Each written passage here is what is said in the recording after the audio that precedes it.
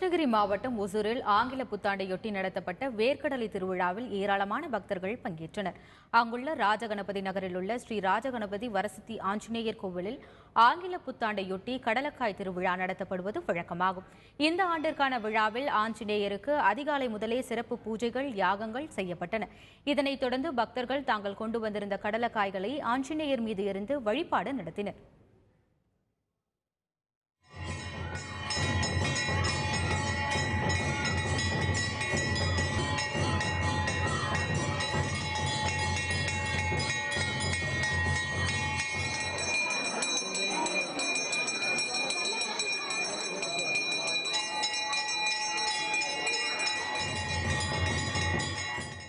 விவசாயம் செழிப்படையணுட்டு நாங்கள் வருஷம் பண்ணிட்டு இருக்கோம். இந்த வருஷமும் எல்லாருக்கும் நல்லதே நடக்கும்னு வேண்டிக்கிட்டு எல்லாமே பண்ணிட்டு இருக்கோம்.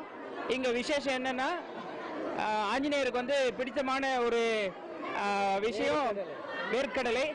ஸோ அதை சுவாமிக்கு செலுத்துறதுல நமக்கு ரொம்ப ஒரு நல்லது நடக்கும்ன்றது ஒரு ஐதீகம்.